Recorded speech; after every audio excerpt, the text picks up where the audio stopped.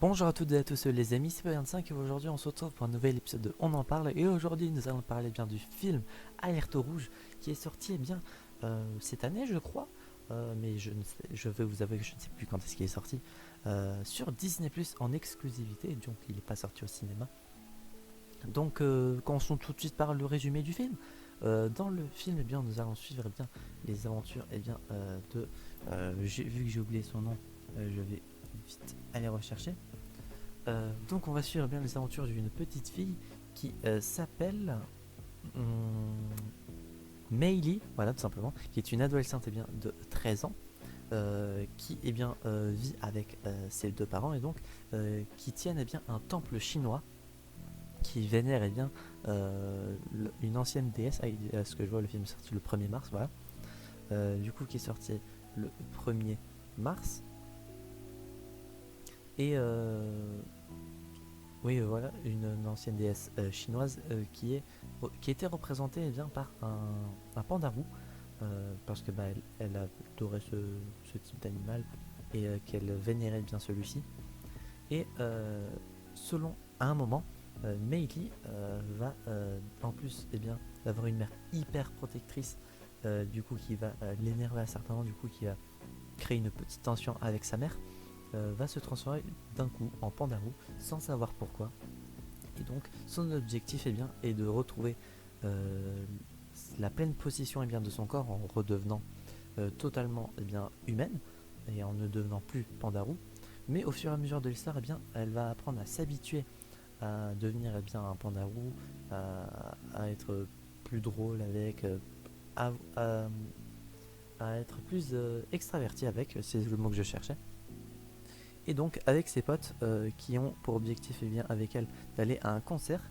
Leur objectif est tout simplement d'aller à un concert, mais sa mère s'y oppose et donc leur objectif étant d'y aller sans se faire choper. Voilà. Euh, Sinon en termes de points positifs, les personnages ont été sympas. Les musiques sont sympas. Le thème en soi est vraiment sympa. Un film Pixar sur le thème de la Chine.